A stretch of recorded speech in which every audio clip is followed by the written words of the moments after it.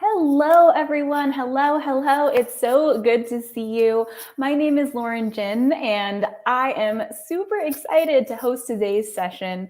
I am the program manager for food experiences with ISS Guggenheimer, and we also have my good friend Jose Sainz in the chat box, who also works on our Teaching Kitchen team. So before we even get started, please head on over to the right side of your screen, find that chat box, say hello, tell us where you are calling in from so that we know who is on the call today. So again, Jose is in our chat box.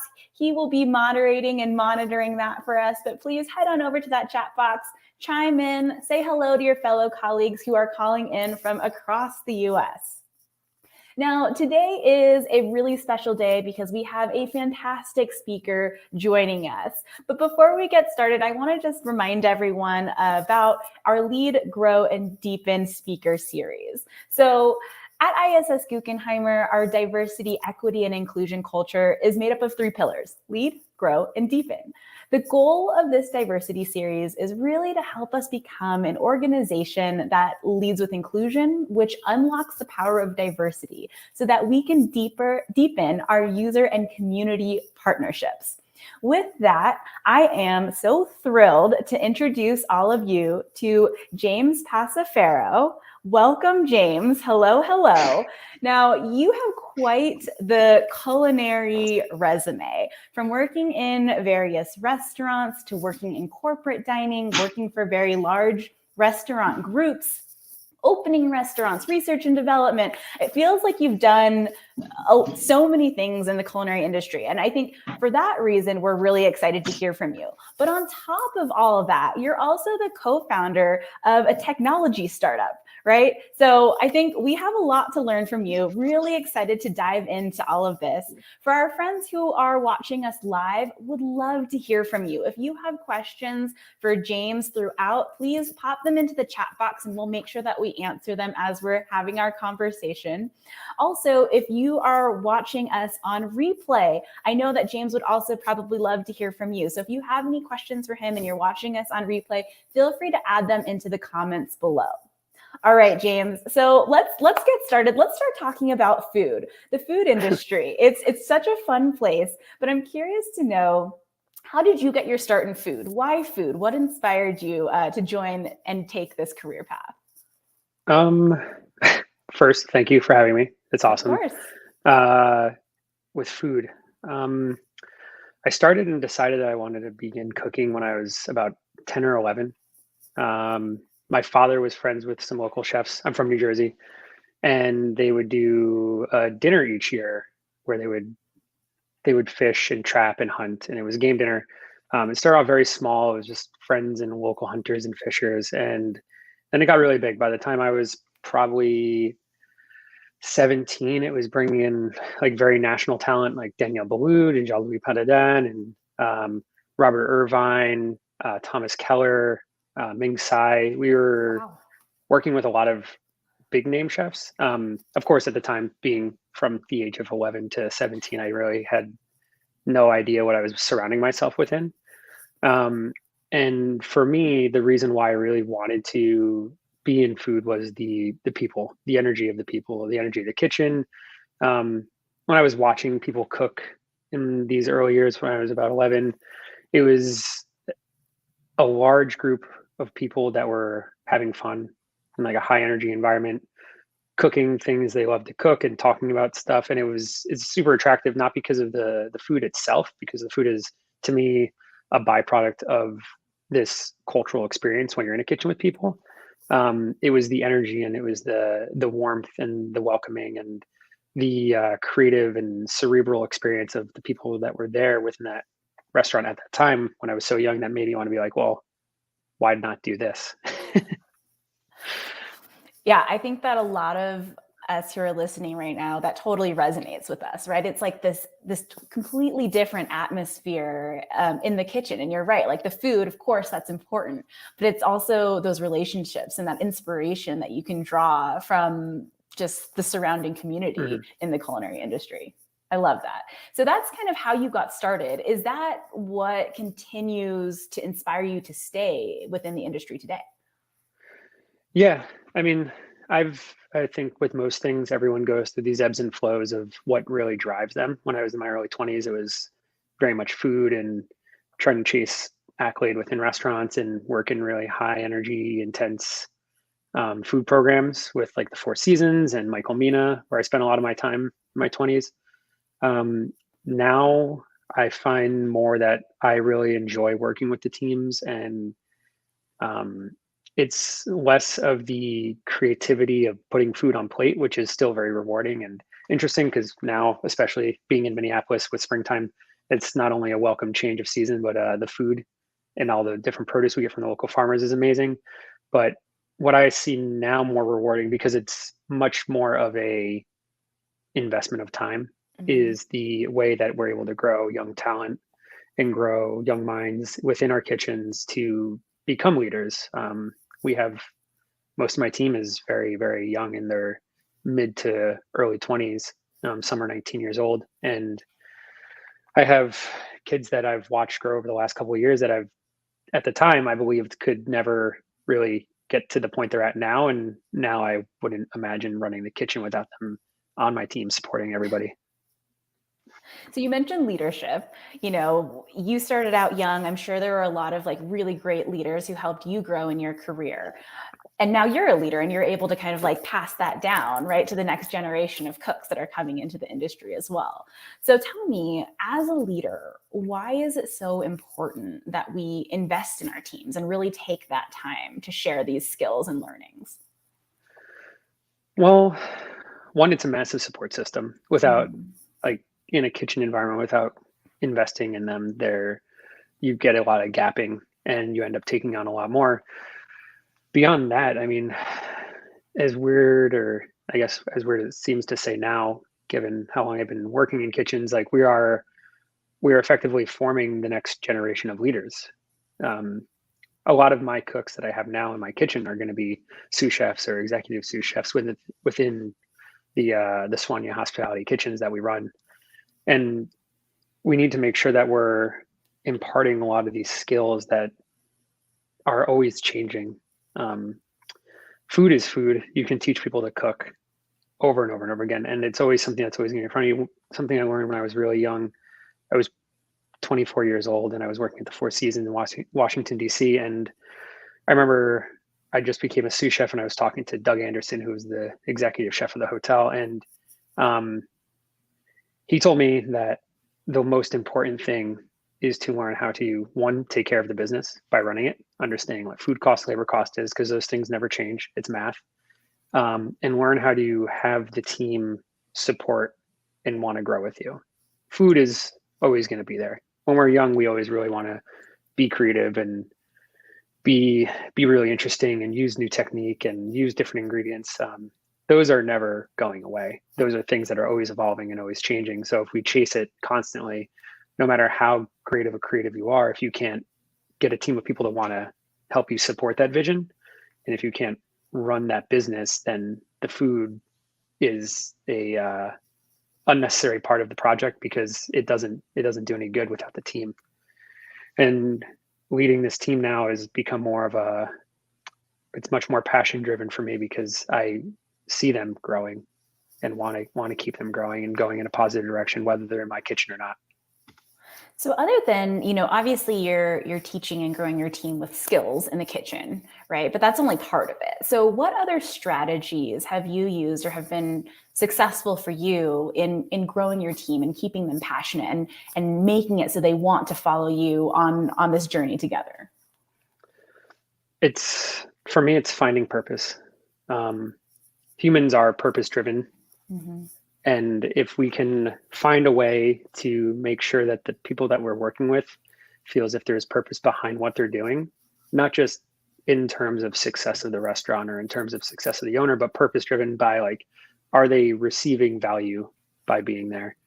I take a lot of effort in investing in not so much getting really deep into their lives, but making sure they understand that there is a support system, that yes, we are their bosses, quote unquote, or chefs that they work for and with. But if there's things going on in their lives, they should feel comfortable bringing it to us, because we need to be able to support them, like emotionally, through health, mental, physical Mm-hmm. health. If they don't get that support where they are, and they don't feel as if there is like a system to support them through it, then you ultimately will lose them. One, which is bad for retention and for staffing, but two, the more you invest in them in a different way of, like, not just success in the kitchen, but success in their life, it gives them more buy-in to be with you. And it's more rewarding too, right? There's much more return on watching someone that you really value and are really invested in be successful, not just on the line becoming a grill cook, but see them take a step towards their own business, or see them take a step towards moving to another country, or whatever that life goal is for them, however you can help get them there. I always try and impart on the team that, like, we are cooks and we are chefs. And a lot of my career was always, if I'm here doing this job as a cook, I am only determined to one goal in life, and is to become a chef. And that for me was something that was really much a driver in my life, where I was always chasing being a chef, or chasing the sous chef or the executive sous chef role, whatever was next, I was always chasing. Whereas my belief systems have changed now, where I think that if you are a cook, your end to this career is not chef. It can be a multitude of things, and it's whatever you put into it, you get from it.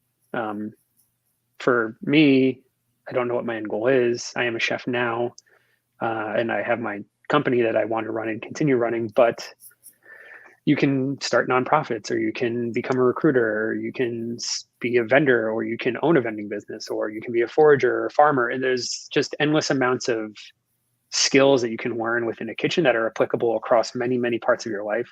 And I always try and tell the team that, like, just because you are a cook does not mean you need to be at this pass eventually. Mm-hmm. That is not the goal for you. The goal is whatever you want out of it. If this is a stepping stone for the next year, 2 years of your life to really figure out what you need to do and what really drives you and, like, kind of lights that fire inside of your passion, then that's fine. You can do that. The only expectation is that you're here 100% of the time while you're here, and we'll help you in every other way.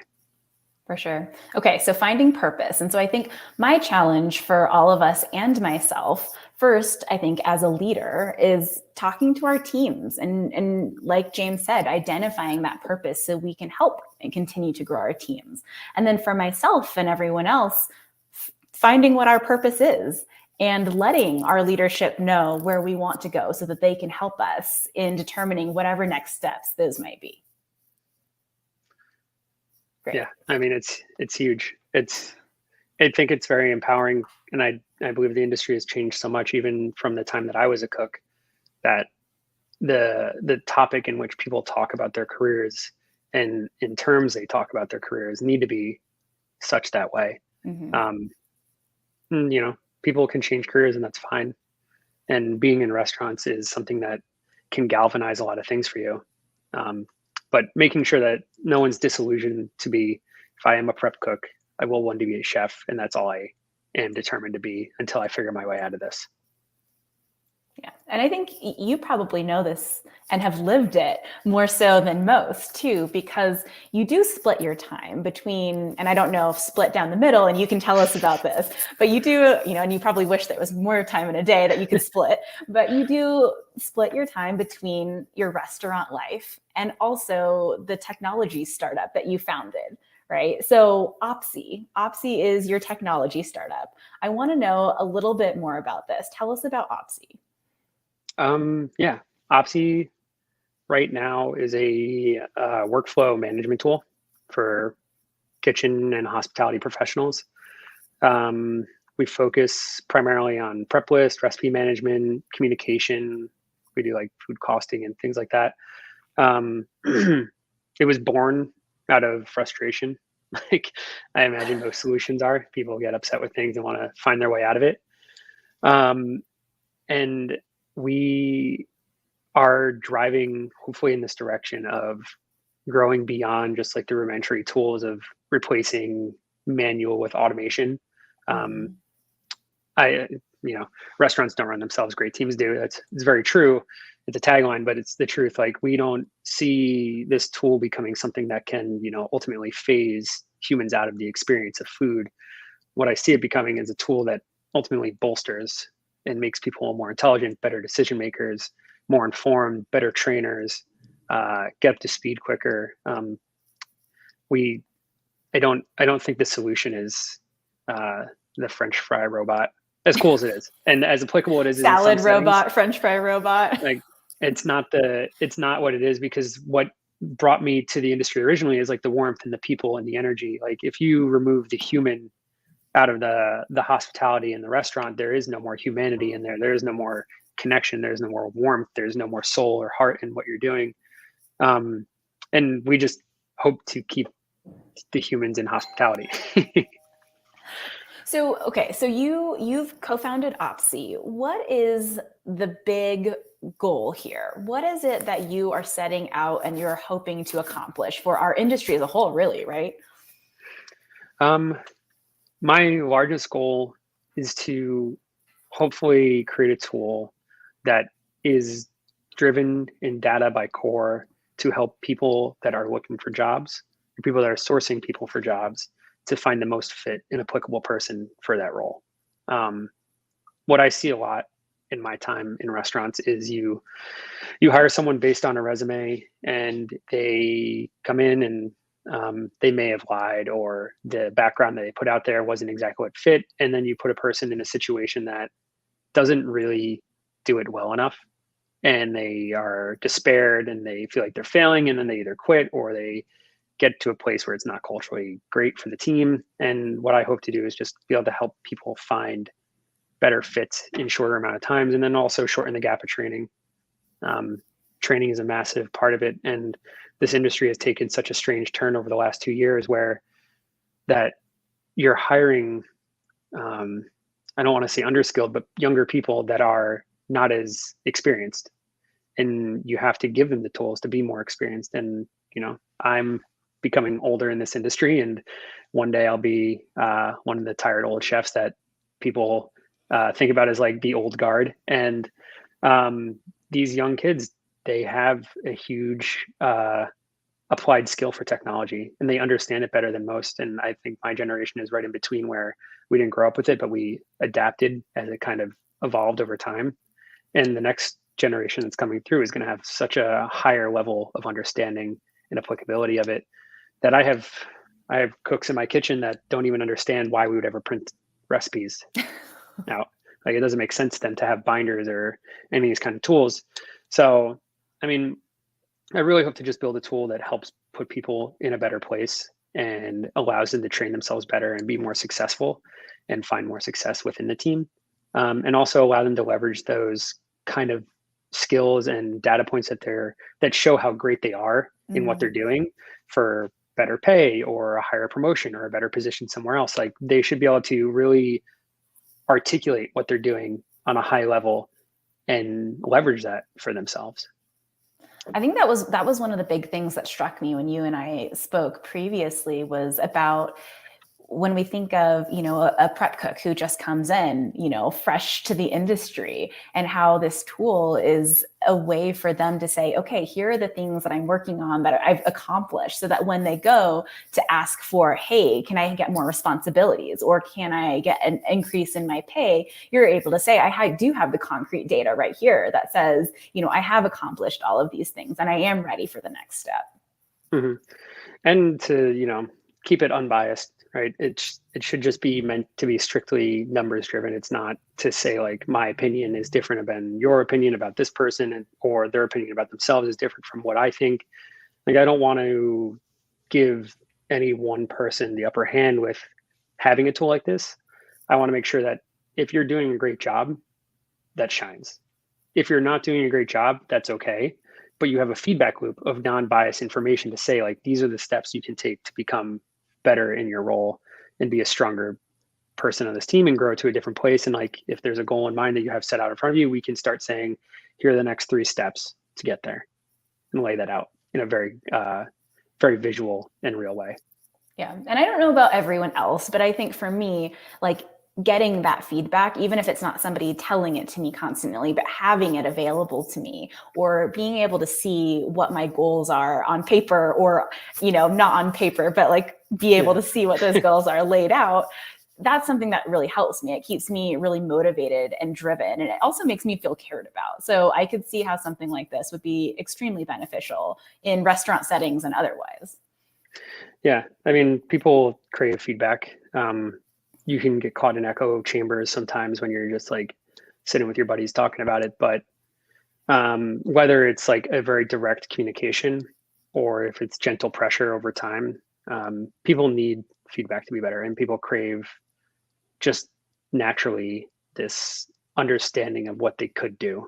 I mean, I've worked with plenty of people that don't want to progress their career beyond what they're doing, but they still want to understand how they can be better in their roles. Mm-hmm. And that's powerful. And understanding how they can be better, it can be purpose, because even if it's a person making French fries that has no ambition to move on beyond making French fries, and their only goals in life are to make sure they have their weekends off and they can spend time with their kids or see their family, like, that's purpose to them. And even though they don't want to progress within that kitchen setting or anywhere else, it doesn't mean they're not in a position where they deserve to understand how they can be better. And that's not to imply that they have to move on or grow in a specific way, or the ways that I see myself growing from that position. But it's more so meant to help support what they're doing and make sure that they're growing, feeling like there's purpose behind them, that they still are able to have those weekends to spend with their families, or go rock climbing, or whatever is like their passion outside of the kitchen, or just their 9 to 5. So you mentioned that Opsi was sort of born out of frustration. I think that many of our viewers have probably like had that moment where you're like, oh my gosh, I have just solved this problem for the world. I have the next best great idea, right? Like, I need to make something of this. I definitely have. Ask me about the soup library someday. But James, how did you know that this, idea born out of frustration was something that was worth acting on? That like this was the thing that you were going to see through? What was it about this idea? And then what was that first step that you needed to take in making this a reality? I was working in San Francisco. I was a sous chef at a restaurant called RN74 down in the FIDI, right around all those very tall Salesforce buildings are. And I was just challenged with chasing around cooks for paperwork, just prep lists, or making sure they had their recipes, or like the binders and stuff. It was just it was a massive challenge outside of just producing food and running the restaurant. There was so much going on that I was reeling with the responsibilities. And I called my business partner, who is an old friend of mine from New Jersey. We like grew up together, played t-ball together, went to high school together, Matt, and I kind of pitched him my very rough idea of what I was thinking. And it took some time, like a long time, to kind of like conceptualize and figure out the architecture of it. But I've just known, even though the vision has always changed, like it was a tool that we could just get recipes from. And then it was like, okay, well, we'll go into this financial mode and like costing out and ordering and doing inventory. And then, as you ideate through different visions of different things, and as you grow in life, you start seeing things differently through different lenses. And we've gotten to this place now of, which I believe very, very passionately within Opsi is like a solution that we need,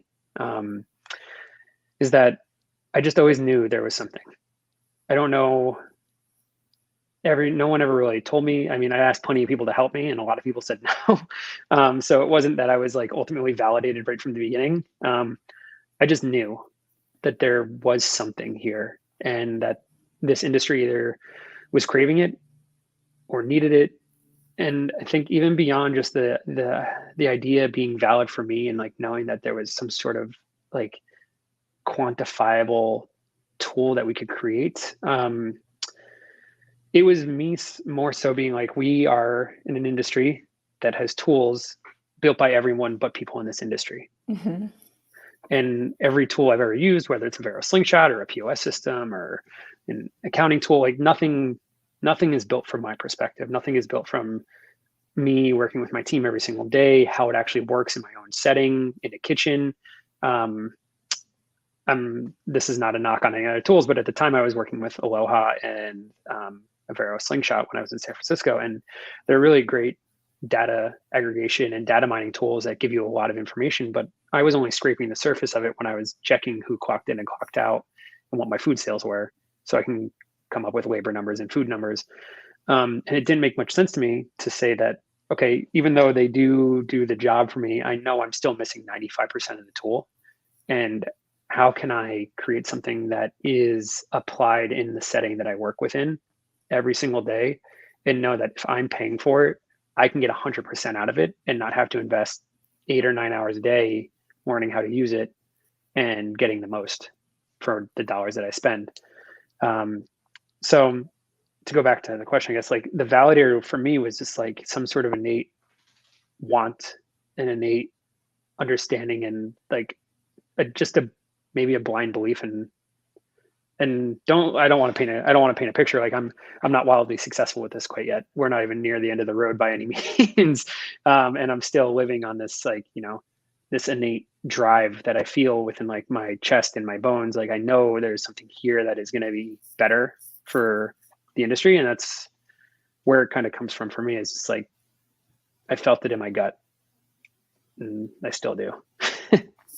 There's just so much power, though, in you knowing that you're living this, right? Just like you said, creating a tool that was thought up by someone who will actually be living it and using it every single day and being able to get 100% out of something. That rarely happens.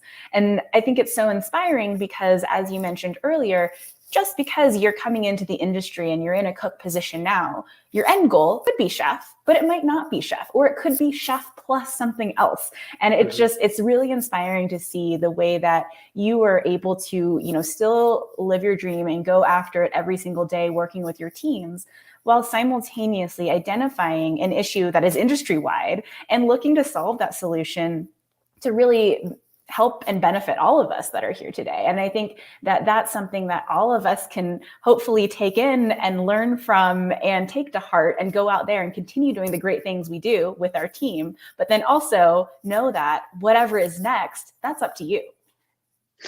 Yeah, I think resilience is really important. Mm-hmm. You have to just do it, and always do it every single day. To me, it's what I try and do with Opsi just on a daily basis, just getting up and getting on emails and doing whatever I need to do. But like, is the same for me with restaurant.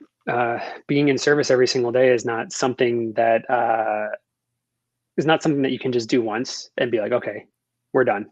It's like yesterday could have been great, and that's fantastic for everyone that was here yesterday. But today is the only thing that matters to the guests that are happening today.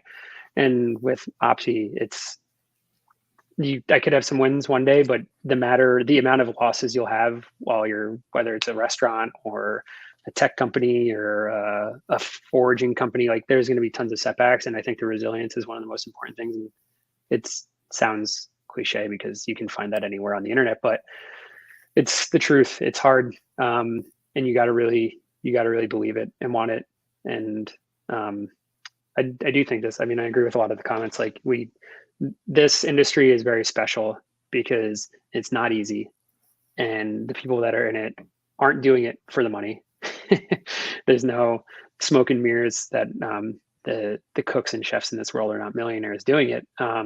There's something more driving the reason they go into kitchens each day. And for us to use tools built by people that aren't really a part of the plight of being a chef or being a cook and understanding our staffing challenges or food production challenges, it's not necessarily fair for us to not have something like that, or tools at least built by the people that understand it more than they do.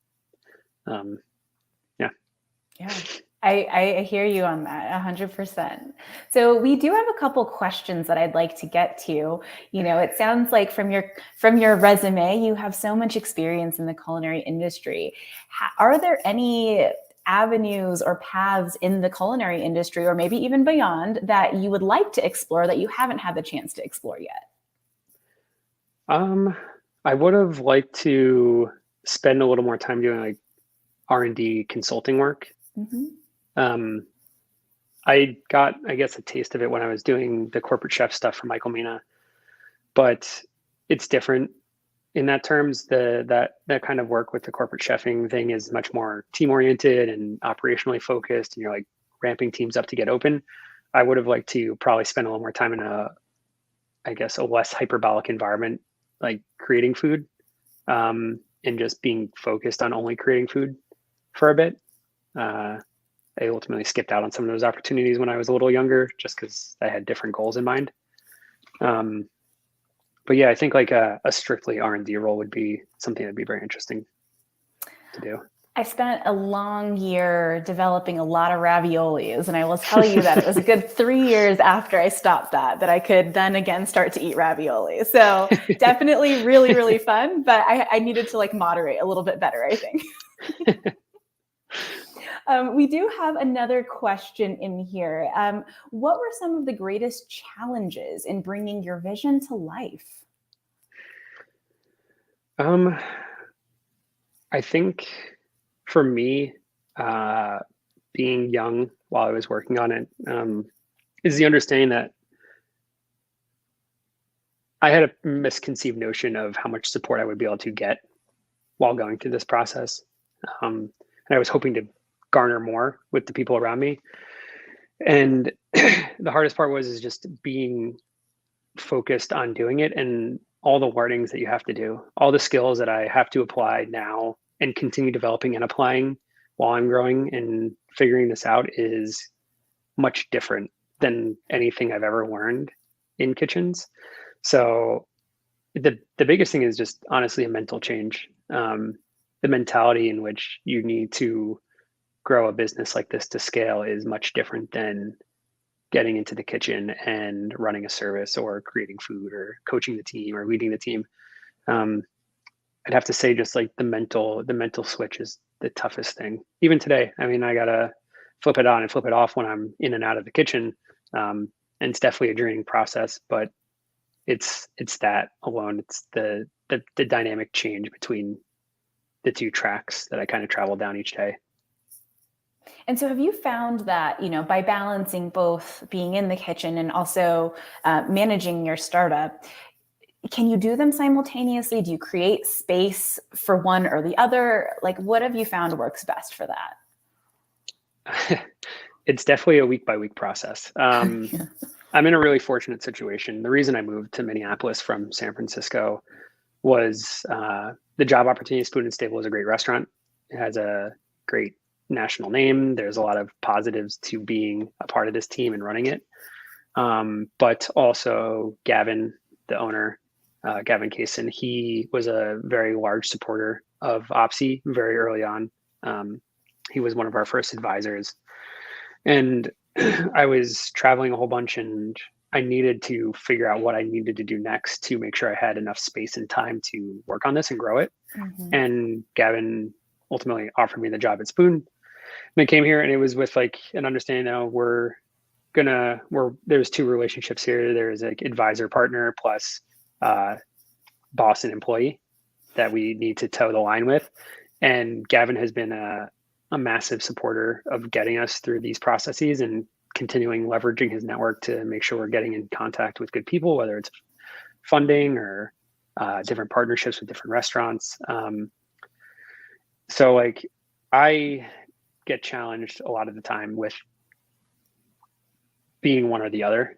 I mean, having a phone and then having a device, like having emails or Slack messages is always a challenge to separate the two. I find most success when I'm able to say like, okay, today I'm turning the phone off and I'm just going to be in the kitchen. I'm going to prep and break fish or just be with the team.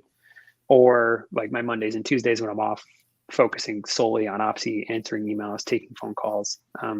It gets tough blending the two, but I'm not good at it either.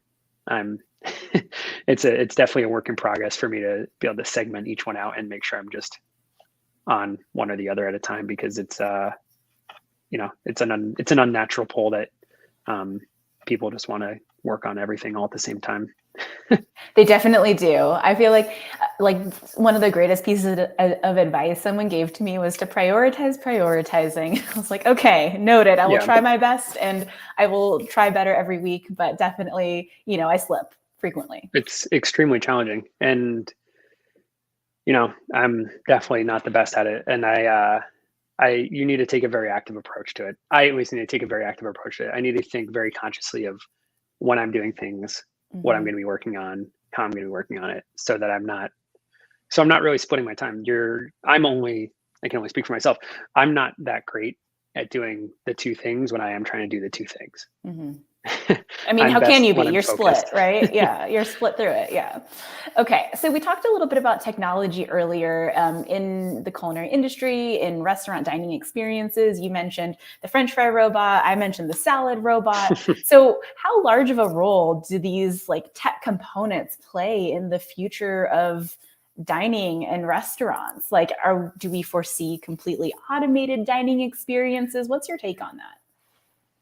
I think they have a place for sure. I always think about it as like the automation of the car line, building cars in factories, like completely automated process now, and they're done by robots. I don't see this industry that way. I think there's definitely a place for it. There'll definitely be like, salad kiosks or French fry kiosks in airports and malls and things like that. But I don't foresee like a restaurant like Spoon and Stable, where it's in this like upscale casual sector, to just be completely evaporated off the earth by 15 robots in a kitchen.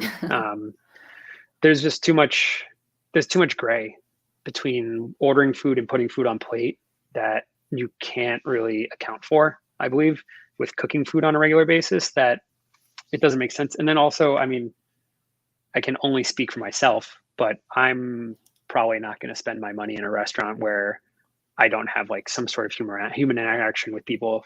Like, we talked to our wine director, Claire at Spoon, and she is able to like guide us on a journey when we're selecting wines or drinks and cocktails. And the same with Jesse at the bar, running the bar program, or when you're dealing with your server. Like there's so many ways of curating and connecting with these people in these spaces, that where restaurants came from as like a restorative experience, I think we would be doing not only the guest or the patron a disservice, but we would be doing ourselves as industry people a disservice to remove these elements out of it. Because even if it does make more money and it does create a thicker bottom line, it's not going to make people feel better about what they're doing. And that's what we're ultimately doing, is that people can come into Spoon, they can unplug, they can disconnect from the world for an hour, 2 hours, 3 hours, however long it is, and enjoy a cocktail or get a bite, connect with their friends, be surrounded by people that want to take care of them, and feel the warmth of the restaurant. Restaurants are human experiences. We're not building cars.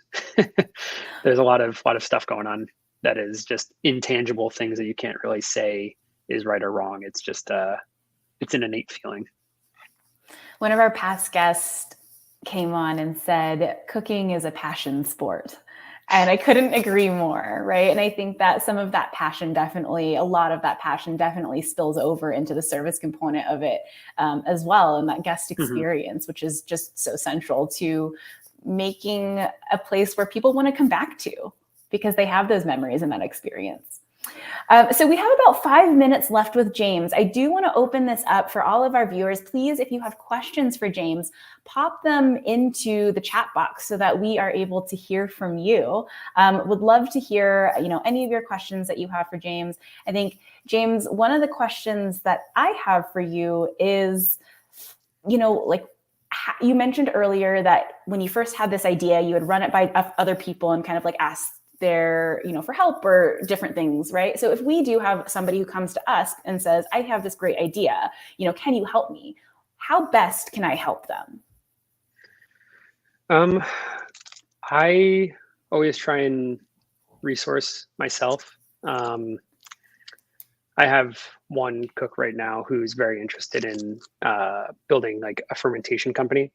He's growing koji and doing vinegars and kombuchas and things. And I know enough about it that I can do it at the restaurant a bit, but I don't know a ton about it where I can help him produce a ton of it. But I know I can help him maybe refine his idea of what a business could be like. So when I get approached with those kind of things or questions, I try and, give them insight. I think one of the largest shortcomings in my career was I didn't ask enough people for help as I was growing or try and leverage those relationships more. And if I did, I didn't see that there was enough support. And for me, I always want to try and lend as much support as possible because for us, mentorship is a very large part of it. And not to say that I'm mentoring all these people, but I want to be a small part of their success as they grow and get into different places in their lives. So when I have people come to me, I hopefully just am able to give them whatever experiences I have and connect them with people that I think might be helpful for their learnings and the different paths they're looking to take. And all of us has such a unique experience and background, right? So even if you can't, go from start to finish with somebody who asks you for support, you can definitely be a part of that journey and provide, some piece of experience that you have had that they might not have had. Absolutely. We do have another question. Matthew is asking, what is the next, that's a good one, Matthew. What is the next culinary dilemma that you want to solve in the kitchen? What I hope to continue or helping to solve is staffing. I remember when the pandemic started, we were going through just with industry people, no one wants to work was the thing.